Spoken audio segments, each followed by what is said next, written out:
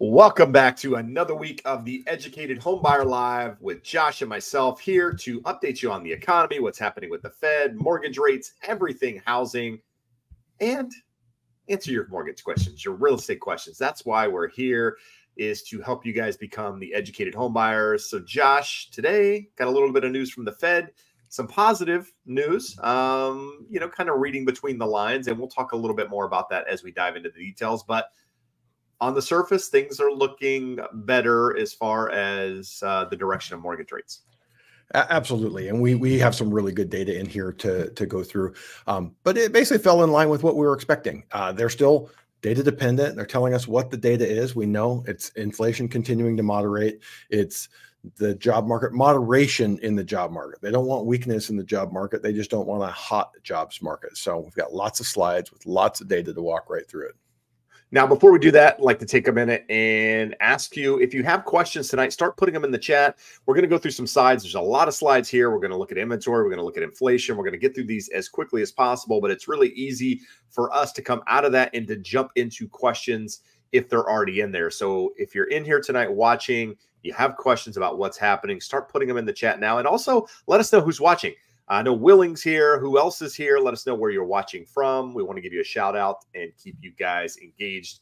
And also thank you for being here. So Josh, let's start as we always do and take a look at inventory. So I am once again not ready, like always, to talk about inventory, but we're going to do it anyway. While you're pulling up your data, Jeb, speaking of it. asking where you guys are at, this week, very fortunate, we had a new purchase in Texas that came through for a veteran listener of the show, and a new purchase in North Carolina. We always talk about, terms should be from a reputable lender within a fairly narrow range of terms. For whatever reason, this lender had good terms on the 30-year, and they weren't competitive on the 15. We were actually able to save them about 0.5% in interest versus what they were being quoted. And you also had Nevada. Don't forget about Nevada. Oh, Nevada showed up as well. Yes, we have a listener who another veteran, and we love helping all listeners, all viewers, but especially veterans. I wasn't able to serve. I went a different direction. So be able to give back people who have served the country is definitely a pleasure.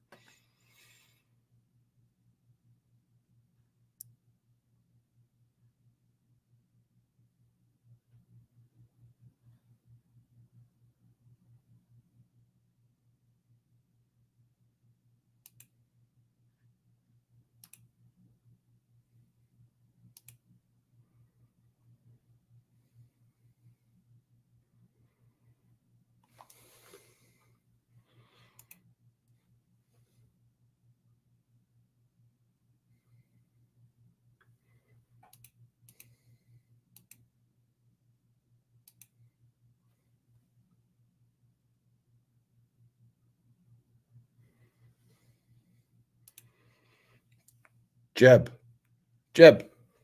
no one can hear you. No one can hear you. Well, it's because mute is on.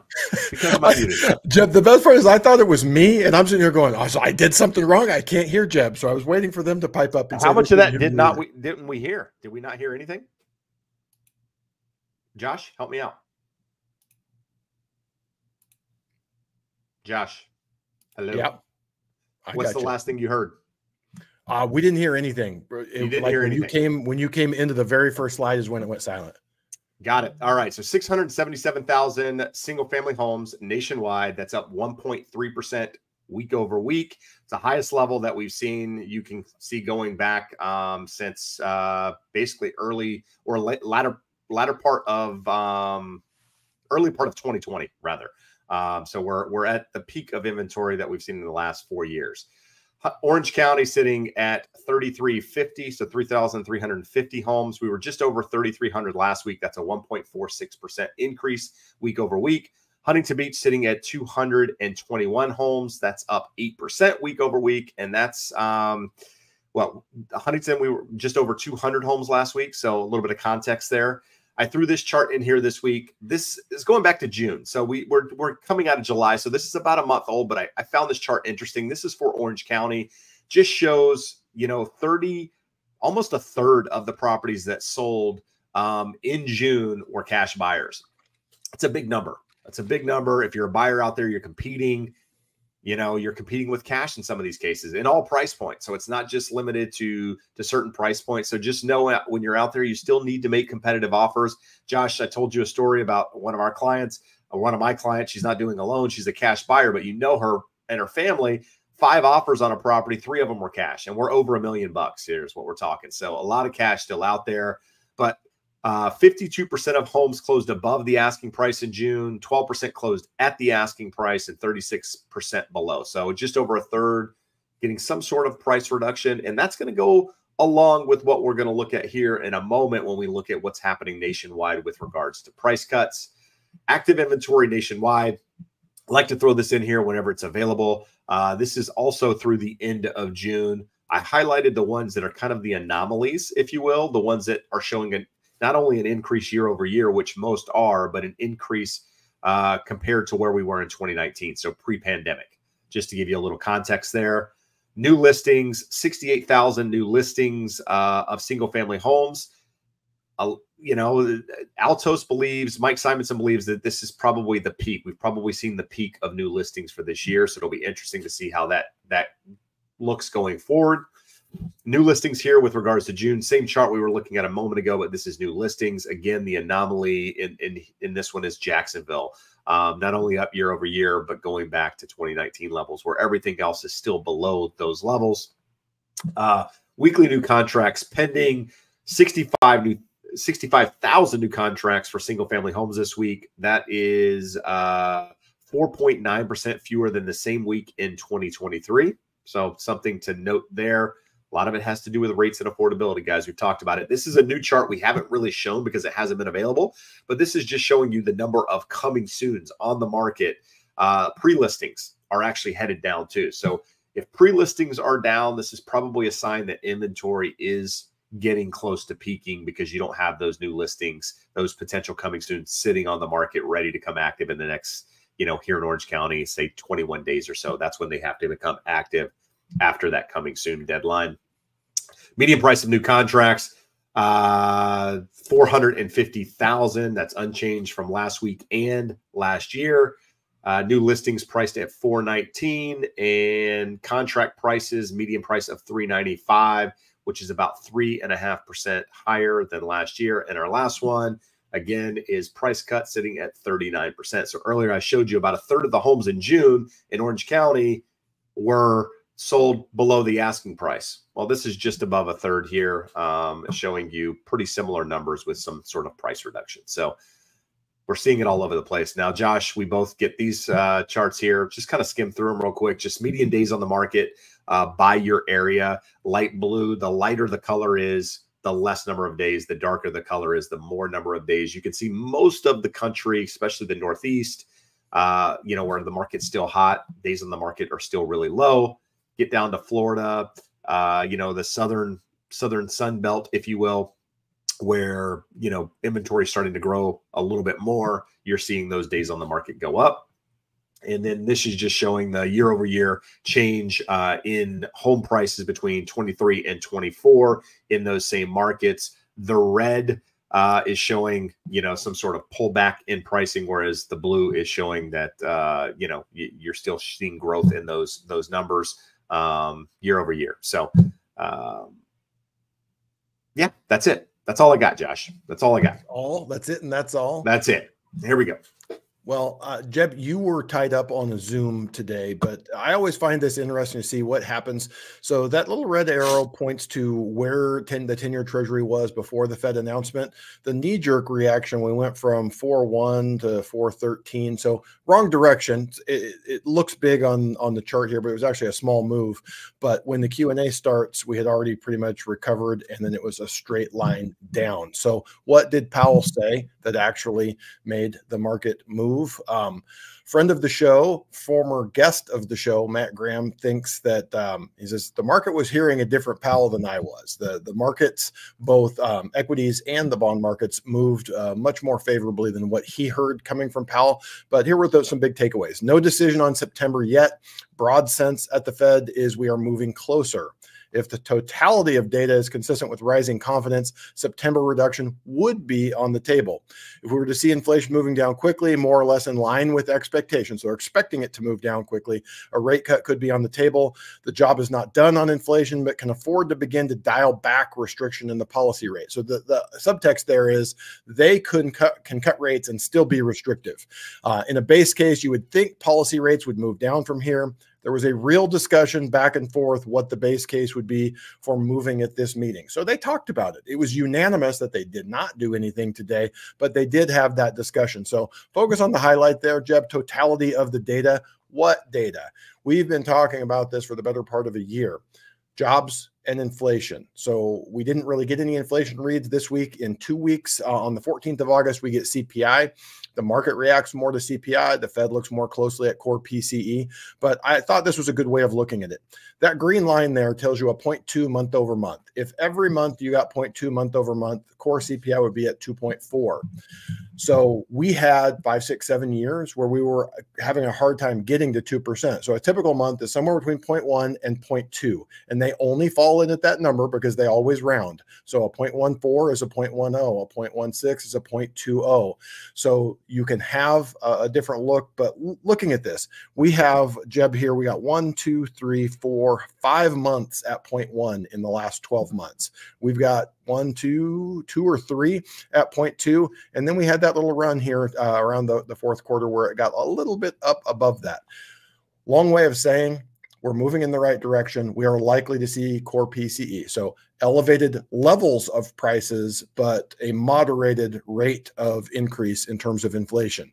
So really, more importantly, friend of the show, guest of the show, Logan Mohtashami, has been all over jobs for the last year. So we're going to look real quickly at a bunch of different numbers. We saw a look at the employment cost index. This is what is the real worry of the Fed. You get a tight and hot labor market. You get inflation because employers have to pay more money to get employees. The employees have more money. They go out and spend it. It causes prices to go higher. So the employment cost index is saying that's not the case. This was ADP today and came out today. 122,000 jobs, which was less than expected, less than last month. But you can see from both NFP and ADP on this chart, they're moderating, moving in the right direction. They're not negative. We're not losing jobs, but we're not growing at the same time. This is a job opening and labor turnover survey, came out yesterday. That spike there was earlier in the year where we had got a higher rate. So in terms of, actually, this is the 10-year was spiking yesterday, and then we got the JOLTS announcement, and it kind of moderated yesterday. So it was actually, I pulled the wrong chart. I wanted to show you guys what the JOLTS, basically it's saying there are less job openings. So there are not, again, that pressure on employers to pay more to fill their job openings.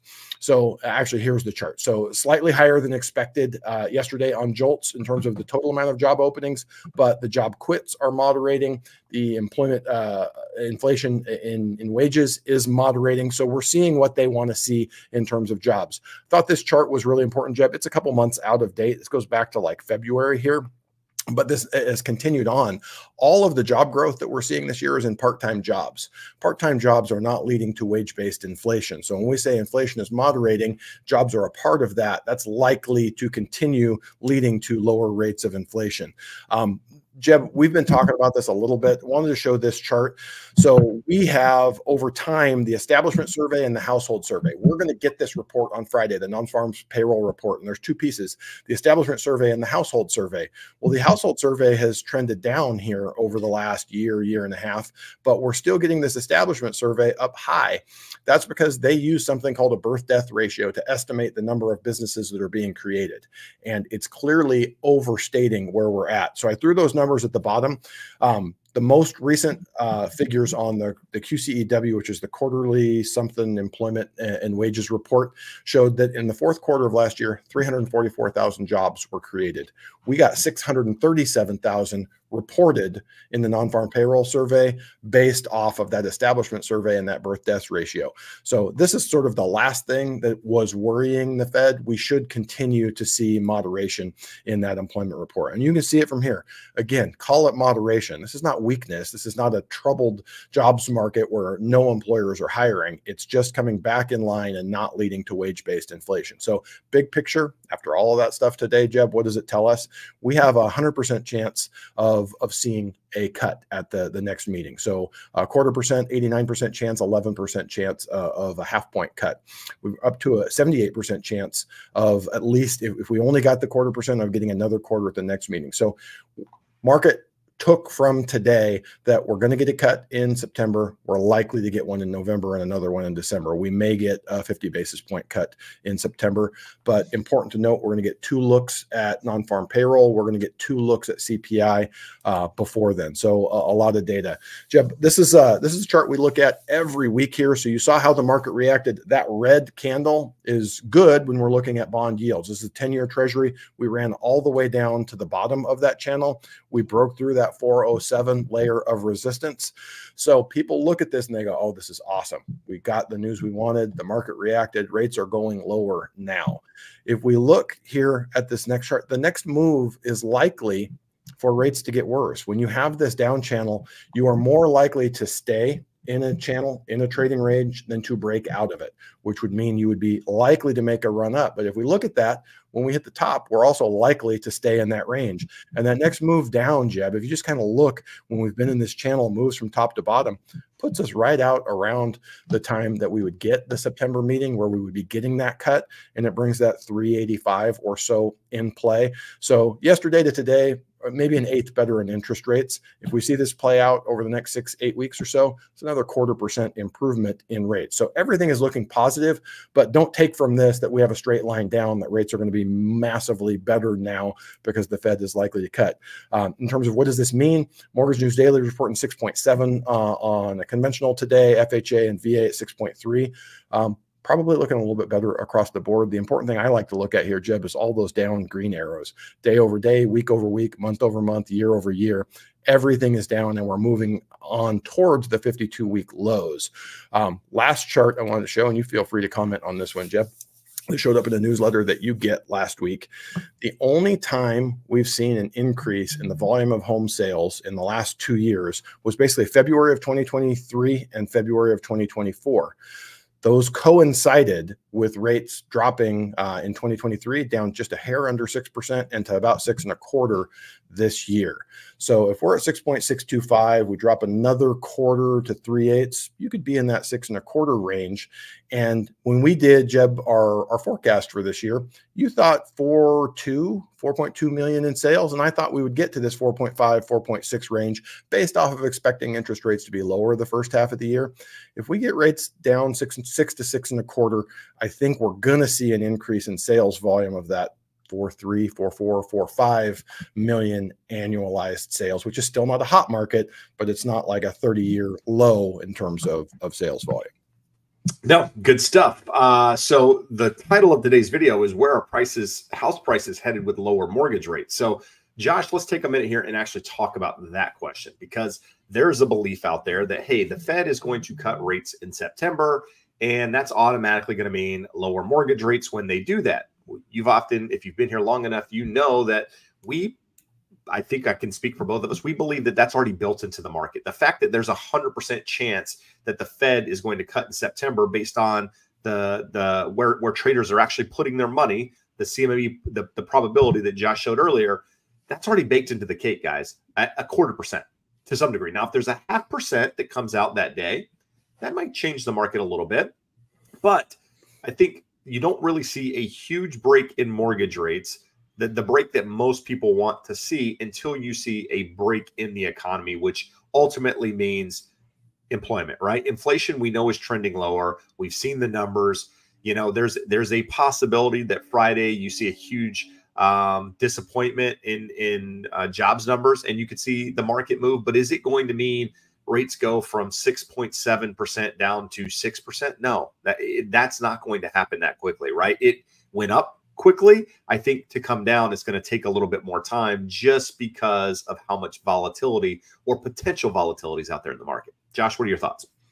No, I agree with you. And the conversation will be a long one. And I think we're actually going to do 2 episodes of the podcast. One being, how low could rates go? Not that they will go, but what's the lowest they could go? You guys ask us all the time, are rates ever going to go back to 3%? Am I ever going to get a 2% rate? We're going to dig into that and say what's possible. And then we're going to do another episode of what's probable. None of us have a crystal ball, but we can look at the data as it's coming. We can think where the data is likely to go. And if it goes there, what does it mean for interest rates? And most importantly, all of you care what happens in terms of interest rates because it dictates and determines your monthly payment. But it also means, can I buy a house? Can I buy a house that I'm happy with? Or do I have to feel like, we get comments on the YouTube channel all the time, I'm not going to buy a crack house in my neighborhood. Well, okay, if rates drop and you can afford an extra $70,000, $80,000, $100,000, you're in a bigger home, you're in a better school district, you're in a safer neighborhood. Any and all of those things are important. But Jeb, the big thing that I think the market learned the hard way is with 2 pretty serious head fakes in 23 and 2024, the market got ahead of itself and tried to front run the Fed. Fed was very patient, laid back, and it hasn't broke the economy yet. So you certainly can't say they were wrong. But now the markets are looking and going, okay, we might front run the Fed a little bit, but we're not going to front run them by months and try and push yields down 0.5%, 0.75% ahead of where the Fed cuts are. No, agreed. So with that, guys, I said it earlier, not sure what you heard and what you didn't, because I guess I was on mute using a different mic here at the house. I have COVID, guys, so I am at home. Woke up feeling like hell on Tuesday morning, just not myself. And because I got so many free testing kits, I said, why not try? And guess what? I have it. So here I am. I'm at home, basically have the flu. I feel better now. I'm not quite as nasally, but I'm still stuffy. And therefore, this is what you get. But with that, guys, where are you watching from tonight? Let us know in the chat, please. I know there's a lot of people here, 100 or so, and only a couple commenting. So it'd be helpful to know where you guys are located, because that prompts questions in our eyes when we see a market that we know is doing better and or worse than what we think other markets are doing. So maybe we can ask some questions and you can fill in some blanks for us. All right. With that, let's go and ask or answer some questions, rather. So Bits of Interest starts and says, maybe in a year, a chance to refinance from these rates. So Josh, if you're getting a loan now, you're probably taking home somewhere between 6.5% and 7% unless you're VA or FHA. What's the possibility for a refinance, within 6 months to a year? So let's say that the market is right and the Fed cuts September. They cut November, they cut December. You have a Fed funds rate 0.75% lower than it is today. The 10-year will not follow that in lockstep. Let's say you get half of that. So you get 0.375 lower in mortgage bond yields. If we saw a little bit of compression in spreads to where we've been about 2.5 for 2-3 months right now. If you get that down to 2.3 or so, you could easily see a 0.5% improvement. So if we're at 6.625, 6.75, I think low sixes is reasonable by the fourth quarter. We would have to see, like you just pointed out, some significant weakening beyond expectations. So if we've been seeing unemployment tick up 0.1%, just about every month fairly consistently for the last 2, 3, 4 months. If we started getting a 0.2, 0.3 jump and we go from 4.1 unemployment to 4.7 in the next 2, 3 announcements, that's going to catch the market's attention. It's going to catch the Fed's attention. You might get some 50 basis point cuts in there. But in terms of an opportunity to refinance, always go back to our rule of thumb, 125,000 divided by your loan amount. So a $500,000 loan, you got to move 0.25%. If you have a $200,000 loan, you got to move over 0.5%. So most people, when we have a median home price above 400,000 in the US, most people 1/4 to 1/2 is going to get them in the game. And I think we're going to see 0.5% over the next 6 months. So basically anyone who bought in the last 2 years, other than those who got real lucky and bought in February, March of each year and locked in those really low rates, is going to be able to benefit as long as you don't have a really small loan. I think the more interesting question, Jeb, is going to be when we're back here in December and January going, okay, did it play out the way we thought? And what's the next move? Do we see another 0.5% coming behind that? Or is this all we're going to get? No, good stuff. With that, I'm going to take a minute and note, Josh mentioned earlier about some closings from people on the show. So congrats to those who have reached out and had that opportunity. Also want to, I've had the opportunity actually in the last 24 hours, found out 3 people that I referred out of state, 1 to Texas, 1 to North Carolina, and 1 to Nevada. All their offers got accepted. So they're under contract, and I was able to make that referral. They sent me emails about the agent. So if you're out there looking and you need a referral to a real estate agent, to a mortgage professional, if Josh or I can't help you directly, that link below right there will get you in touch with somebody that's on our team, somebody we trust, and can guide you through that process. So don't be afraid to use that, because getting a lot of success out there, and people are having success and getting offers accepted at lower prices. So good stuff. Let's go to Alma. Josh, can you use the equity in your home to pay towards the loan on the same house? If so, would it be a good fit or not? So Josh, this kind of sounds like velocity banking to some degree, the way I read it. I don't want to go into detail on that. It takes way too long to explain what it is. We can refer them to an episode. So if you're interested in velocity banking, what it is, we did an episode on the Educated Home Buyer podcast maybe 2 weeks ago. Go check it out. It's on the YouTube channel. It's on the podcast itself. Listen to it. But Josh, what's the easy answer to this? The only way to use the equity from your home is to borrow from the equity on your home. If you have a first mortgage you want to pay down, borrowing in a second mortgage is always going to be more expensive than the first. So again, watch that video. There are some very rare circumstances for very disciplined, high wage earners that it can work, but for most people, it does not. All right. Marco has a question here. Says, based out of Phoenix, Arizona, I've seen home prices in my area drop $15,000 to $40,000 within 3 months, and interest rates are going down as well. Would you recommend waiting till September? In no rush to buy. So what I'm going to do here is I'm actually going to pull up a little slide from someone that sends it to me. If I can find it, Josh, let's see if I can find it. While you're looking for it, Jeb, let me point out, right, you and I are going to have a conversation on Friday with John Wake of Real Estate Decoded. He's a real estate economist. He's a realtor out of the Phoenix market, and he will be able to do a great job of answering this question, giving us that information. Well, this you can't see the whole thing here, Josh. Kind of sucks. We'll go to this one. You got it by making us tiny. Yeah, it is what it is. So basically, I'm gonna read directly from their report. Basically, so my buddy in Phoenix send this to me every year. And what did I do? I went in on it too tight. Zoomed in. What the heck did I do, man? There you go. I didn't know the two screens went together. Basically their note is the only green you'll notice is inventory, which is declining. It goes on to say the summer seasonality, which we haven't seen since 2019, did return. We tend to have a slower summer and a pickup in the market as we head into August and through the end of the year. They're currently sitting at 100.1, which means a balanced market. So, Josh, the summer is the slowest time in Phoenix. Why? It's hot as hell out there. It's 110 degrees and, dry and just miserable. This is when listings aren't selling, right? People are doing price reductions. Now, does that mean in 2 months prices are automatically going to shoot through the roof? It doesn't, but seasonality is part of real estate. So if you are going to wait, just keep that in mind, right? There is a chance that prices don't go down. And, you do get some more buyer demand coming back to the market. Now, with that, it's hard to gauge exactly what's going to happen. Not familiar with that market, but here's some of the data. I just thought it would be interesting to look at the data so that what you're looking at, right? The context of the information you're getting out there. And if you want that report, Marco, send me an email. I'll forward you John's information, and he can put you on that list where you're actually getting it and getting it directly from him if you're interested. Jack Hammer says, why would the Fed need to cut rates considering the current rates are at historical averages, Josh? So what is their mandate? Full employment and stable prices. Right. Which so why would the Fed need to cut? Core PCE at 2%.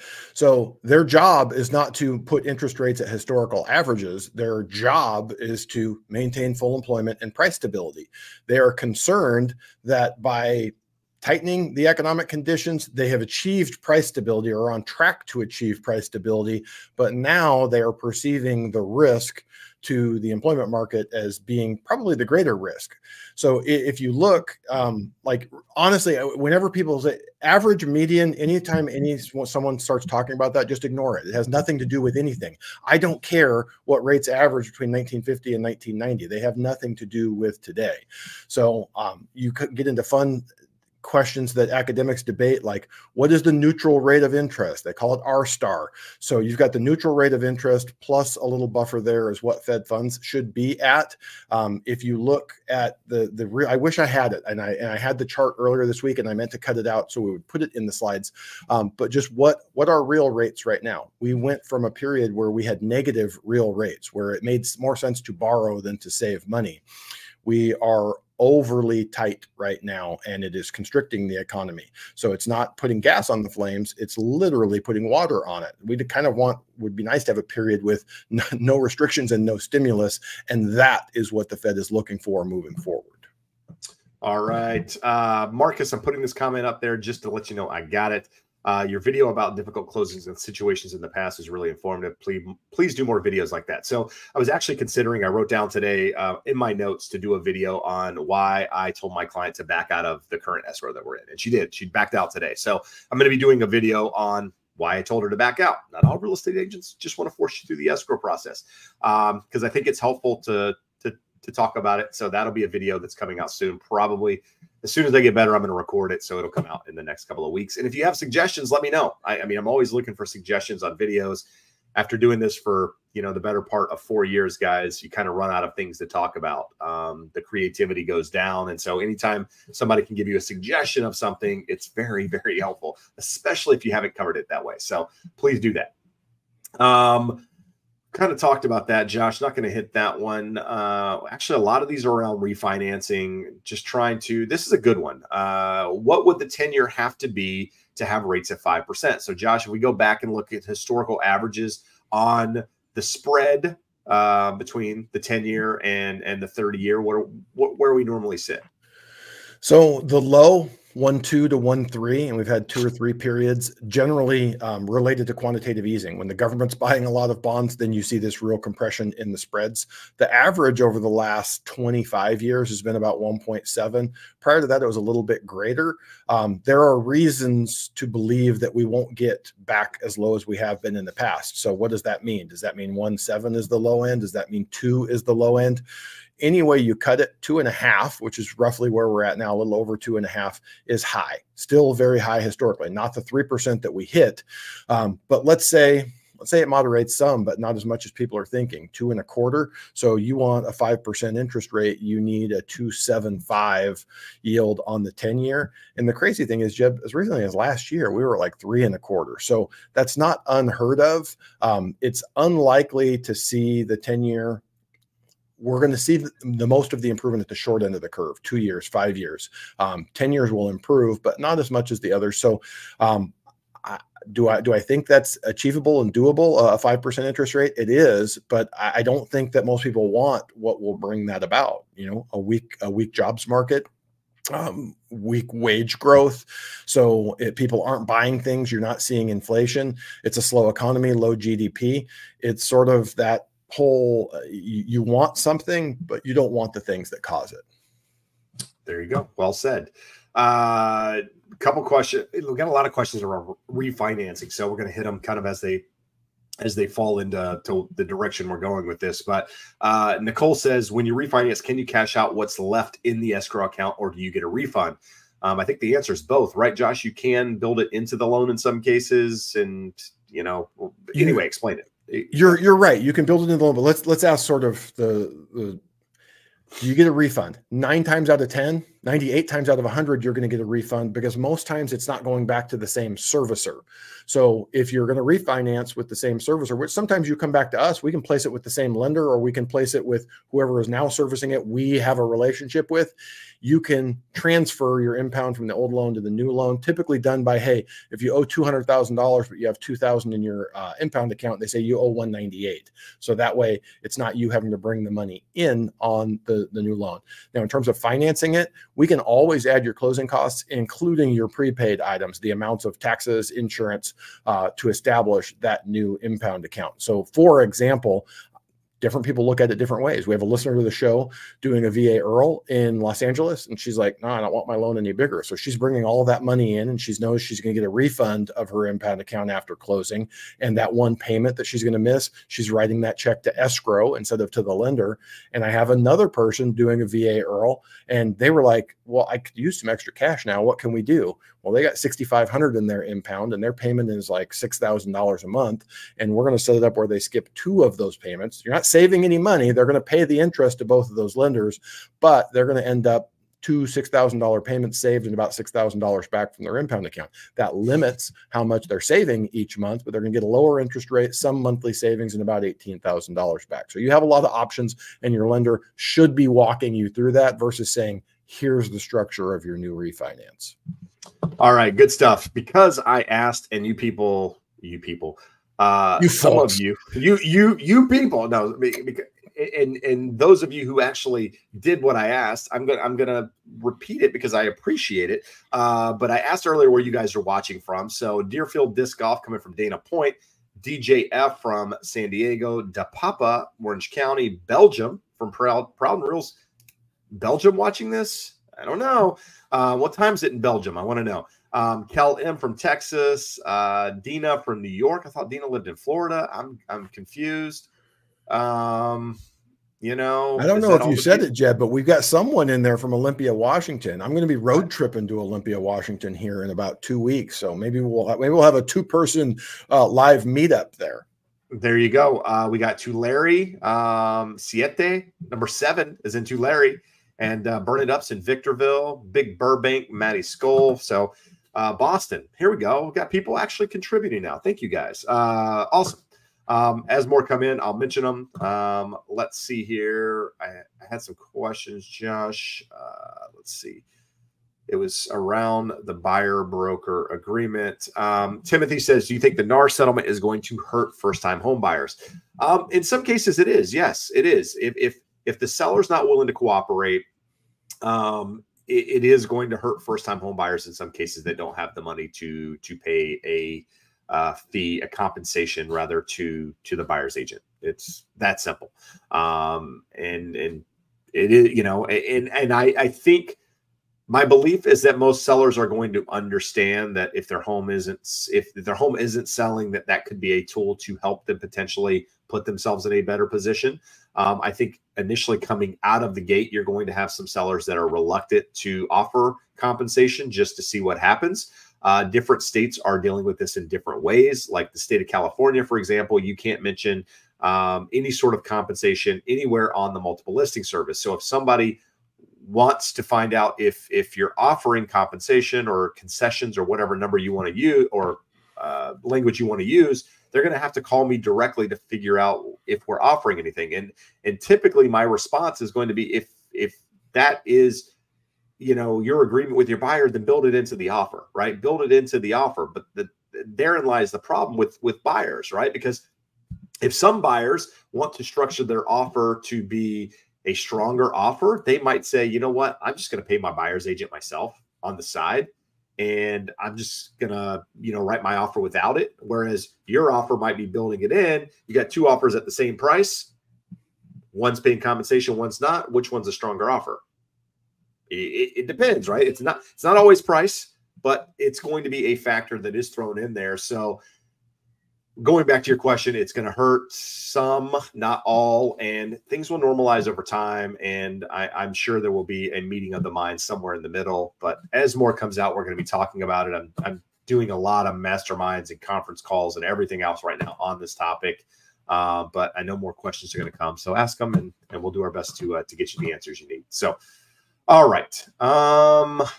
Let's Terry says, she owns, I'm assuming, no, maybe he, they pronoun. Can we use they? I own a house. Easy, Dwayne Wade. If I want to convert the garage into an ADU, what loan options can you didn't get the rest of the question. So if they own a house with an attached garage, and they want to convert it. Is there a loan that allows them to do that, Josh? It's no different than cash out for anything else. So you're looking at a second mortgage. So anyone that bought prior to 2022 and has one of those wonderful interest rates, unless they have a very small loan and they need $200,000 or $300,000 for that ADU conversion, probably looking at a second mortgage. We actually do have a couple of second mortgage products now that will look at the after repaired value in case you don't have enough equity in your home, but you would after the improvements to add that second unit in terms of the ADU. So there's some options there. If you have enough equity in the home, a straight up cash out refinance, and then also the rehab loans like a 203K can be used again if you don't have the equity in the home and you have to use the after repaired value. So a number of options that would be worth talking with someone that knows what the heck they're doing. And I would say, I don't know that there's any loan officers out there that do have extensive experience with ADUs. You just want an experienced loan officer that's going to get you the right answers and is willing to do the research to find the right answers for you. There you go. Good stuff. ZL, are realtor transactions a public record? Want to confirm they have experience with homes bought and sold. Is there a reason a realtor would hide their transaction history? So the only reason you would hide it is if you haven't done any, or if it's not extensive. I don't know that there's a full public record. If you have a Zillow profile, I think most of your listings that you've sold and helped purchase show up on there. I don't know that I know all of them don't, but the majority of them do. So Zillow could be a way to reference back and see what's on there and what's not. I know sites like realtor.com and some of these others have something similar. So that's where I'd start, but I just ask them like, hey, can you provide me a list of properties that I've sold? I actually have a map of all the properties I've sold. I can send you a Google map that drops a pinpoint on every listing I've sold. And you can see exactly with the territory that I cover. Fancy, I mean, Jeb. I need that plugin. You tell me how to do that. I want a map. It's not a plugin. It takes a little bit of time, but in fact, I'll pull it up here while we're on the phone. How's that? And see if we can get it. I'll show it to you. I'll let Josh answer a question here. So let me tee Josh up, and then I'll go find it. So Josh, typically how much lower are rates for 20-year mortgages compared to a 30-year mortgage? So they go into the same pools. So many lenders don't give you any improvement or a negligible improvement. We have 60, 70 different investors, and we have a handful, 5, 6, 7 that have, I wouldn't say significantly, but definitely better pricing. If you're saying a 0.5% improvement or maybe a little bit more between a 30 and a 15, if you're lucky, you're going to get half of that on a 20-year. Maybe it's a 0.25%. Most lenders should be at least an 1/8. The aggressive ones will be a quarter better on that, but that's about as much as you're going to see on a 20-year because they still get sold into the same pools. All right, Josh. So see if I can pull this up here. I don't know how far this list goes back, but this one has, I don't know how many it has on 356 homes. So I don't know how far that goes back, but let's share it. Invite, that's the wrong one. We're going to present a screen in a window. I'll show you this. Share. And there you go. I like that, So, Jeb. You got to show me what tools you're holding out. You're holding out on these good tools over there. Yeah, so there you go. I mean, if you go out, you actually there's some that have actually no. I don't think I mapped the ones that were outside of Orange County because I'm not really using it. I mean, up north because it doesn't really help me so much, but you can kind of see that's where I have personally sold property, not Courtney on my team, not somebody else. This is Jeb. So anyway, just get an idea. But they should be able to provide you maybe not that per se, but something that shows they have, some experience in guiding people through the process. Mina comes in with her super chat, her weekly super chat. So thank you, Mina. You are like an addiction. Like she can't go a week without giving us $5. It doesn't complete her week. I like it. I like it. King Figueroa says, after buyer agent agreement expired, I asked the same agent to visit listing I saw online. Agent sent a colleague to meet me. Not happy. Can I switch a new brokerage to make an offer on this property? It depends. Do you have a buyer broker agreement with that client? If you don't, then in theory, yeah, you could switch. I guess my question is, why are you upset that you didn't get that agent? Sometimes agents are busy and don't have the ability to meet everyone at the time that they want, and therefore they might send someone else out to do it. In fact, I always attend home inspections and do all of that on behalf of my clients. I couldn't this morning because I was sick. I had somebody else go, right? I would like to be there. I would like to see what the inspector said. I have the report, but it's always better to get it from the horse's mouth, so to speak. And so I wasn't able to do there. Fortunately, I let them know, right, that, hey, it's not going to be me. So maybe that's where the ball was dropped. Maybe there wasn't communication there. If you're just not happy at all, then maybe, you consider something else. If you were happy with that agent, but just not happy with that situation, maybe you have that conversation and see how it goes. It's not always a reason to jump up and run just because, of one little mishap, but you gotta make the decision for yourself, right? Can't help you there. Jeb, we got two questions here that are similar and good. So let's throw them up here. Deerfield Disc Golf. If interest rates go down, is it almost guaranteed that home prices will go up? And Burn It Up says, should we prepare for more home appreciation like we did the past years with rates coming down? So some people rightfully fear that lower rates are a bad thing. We've seen appreciation moderate with the Fed meeting today. Jeb, we didn't really go deep, but we had FHFA and Case Shiller both put their numbers out this week showing solid home price appreciation, but definitely moderating, which is a relief to all of us. You can't just have 6, 7, 8% appreciation indefinitely. You hit a wall at some point. So we would like to see it moderate. Is the prospect of lower interest rates sort of guaranteeing that we're going to go back to seeing higher rates of inflation in home prices? I mean, not necessarily, but I mean, I think you do see appreciation, right? You do see home prices. You kind of eliminate the idea that home prices are going to go down in most markets out there once you add some more demand, some fuel to the fire, so to speak. So if you're in a market that's still moving, you're not seeing any sort of price pullbacks. I don't think higher or lower mortgage rates is going to help you out any. In a market where inventory has increased back to 2019 levels, maybe lower rates just help get some of that inventory off the market. You don't necessarily see the appreciation, but inventory is not growing at the same pace. New listings aren't just flooding to the market. You're not stacking up on inventory, all of that stuff. So, hard to say. I was trying to find, Josh, while you were talking about that, and I think it was the chart the data that I sent you earlier. We get the same report every week from someone that kind of sends us different charts. And one of the charts was like, in the last 2 years, I think we've averaged 10% appreciation or something, right? Whereas the previous 3 years, it was like 40-something% appreciation. So we've kind of normalized to some degree over the last 2 years. I think we've seen like 5.5% appreciation. More normal, right? Historical average is 4.6%, I think. Going back like 65 years. Jeb, it's more normal, but it is not normal to see. That's the high end of normal if you're looking at a national number. Yes. For Southern California, we've been like 7% for like 40 years, but nationwide, that's a hot number, 5.5. And you don't generally see 2 years of a hot number coming off of the 3 hottest years ever with mortgage rates also doubling and crushing affordability. That's not normal. No, agreed. And so I throw the question back to you. Does lower mortgage rates all of a sudden make home prices skyrocket up? I don't think skyrocket at all. I think it absolutely puts a floor under home prices because we talk about it always goes back to supply and demand. There is always demand. A homeless person would like to buy a house in Bel Air. They can't do it if they don't have a job and a down payment. So the demand is always there, but I have a job and a down payment. And I can't buy a house in There you go. So it's the important part is able demand. It's not how many people want to buy the houses.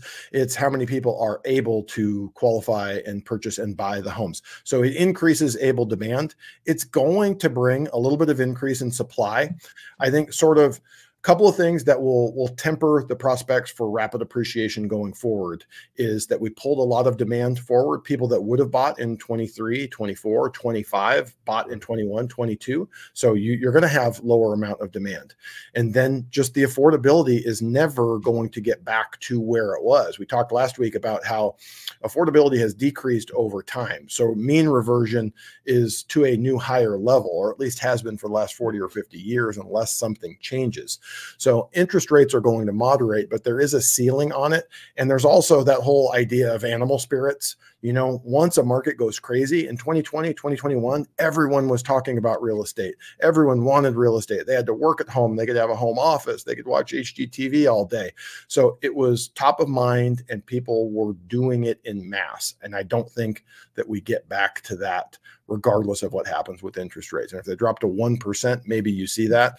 But barring like record low levels of interest rates, you're not going to see that type of spike in the market. All right, two really good questions that we've never gotten before.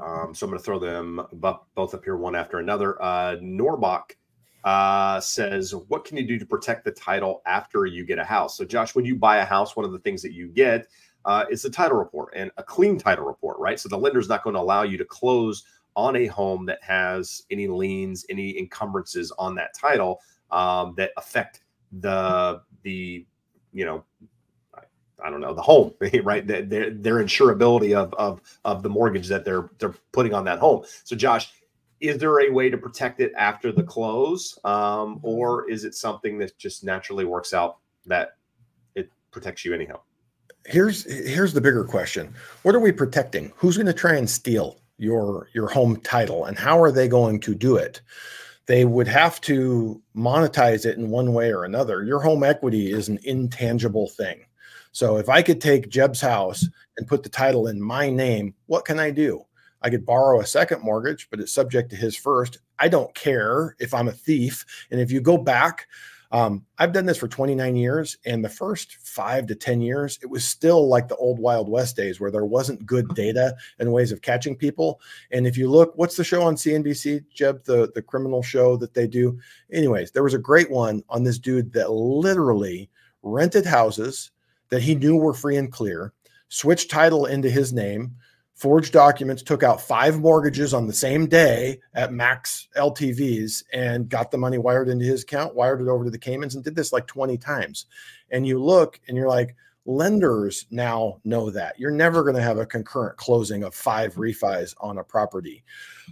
Could someone get title to a property? So like going back to the situation, I wouldn't want the title to Jeb's home in my name because it's got a big mortgage on it. I don't want a big mortgage, and there's not a lot of equity there. So who is at risk? To me, the only people that are going to be targets for this are people that own their home free and clear, or at least have a ton of equity.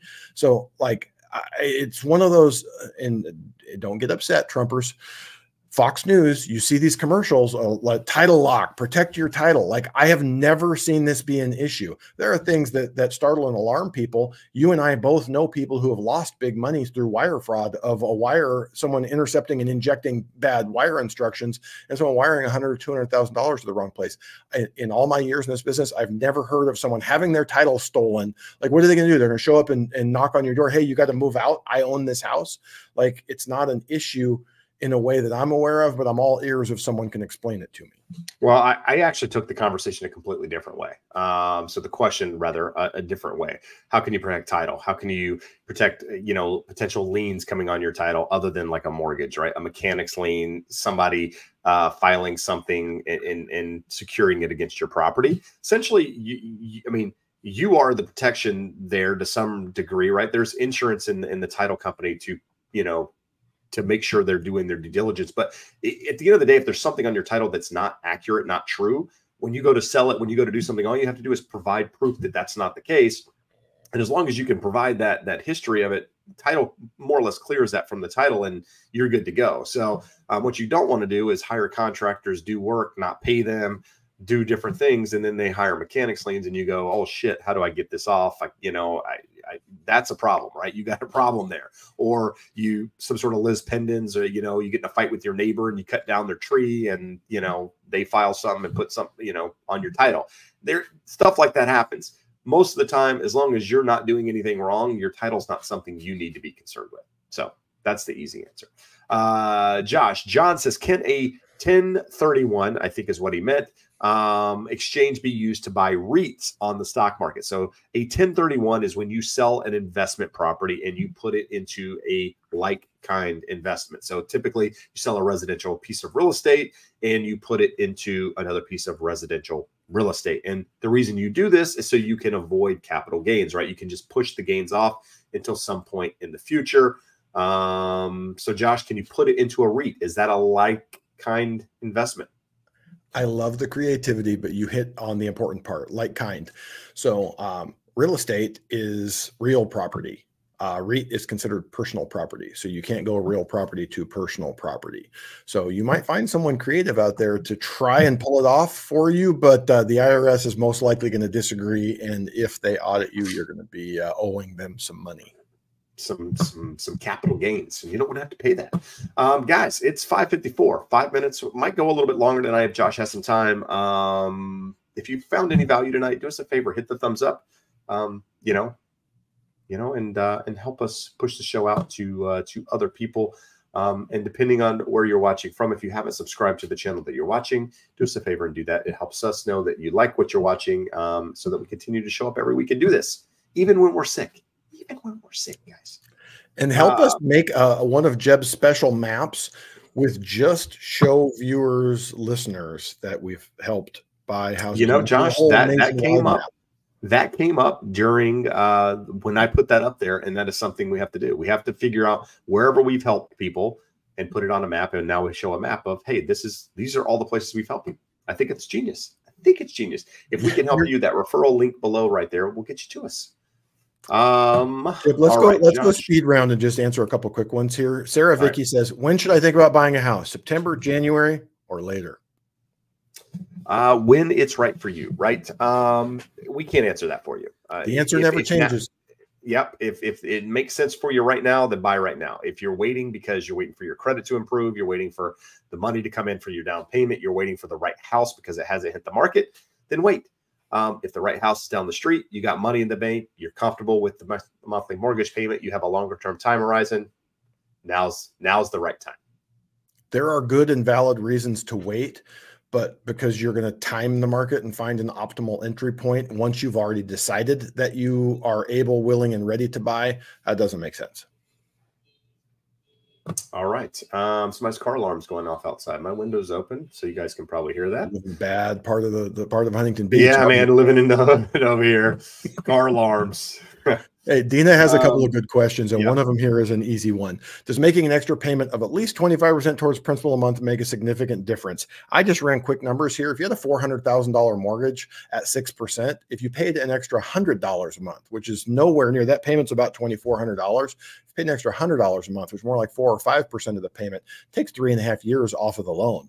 So, it's only 10% of the life of the loan, but it's a lot. So it doesn't even need to be 25%. What you need to do if you're asking yourself this question is say, how much can I afford to put to this? Do I want to lock it into home equity? Do I have another place that's more liquid that I could get a better return? So I think we covered that, Jeb, somewhere in the show of how do you prepay your mortgage and what's the ideal way. And you don't have to do it with extra principal payments. You can do it by aggressively saving somewhere else and growing that money and being able to pay it off. Gosh darn it, Jeb. 3 minutes left, guys, and he turned on the highlight of Jeb's day, and I made it 57 minutes. I've been trying to get this guy to take the automatic timer thing off his lights. He refuses to listen. He just says he's going to go against it, not do it. And guess what? Every single time he knocks the light on. So I have no sympathy, zero sympathy for this. Dina also has a question. Someone owns a piece of land next to me who lives in Florida. How could I go about buying the lot if I decide to? Stupid question. No, not a stupid question at all. Best thing is you must already know where they live if you know they live in Florida. But have your agent figure out the name and address, the mailing address of the person next to you. They should be able to get it from title records. And you send them a personal letter and let them know, hey, listen, if you ever decide to sell this, I'm interested. I own the house next door. I'd be interested in buying it, blah, blah, blah. Just kind of put your name out there. That's about the closest you're ever going to get to probably making it happen. And just is constantly follow up with them and just check in and just let them know that, hey, let me be the first call. And then if you're ready, fantastic. If you're not, then it might go to the market. So hopefully it's helpful. Hey, yep. David wins the comment of the day. He says, if title theft isn't an imminent threat, then maybe I don't need a walk-in bathtub either. There you go. Similar audiences, David. Very similar audiences. The Venn diagram of walk-in bathtub owners overlaps tightly with title theft insurance owners.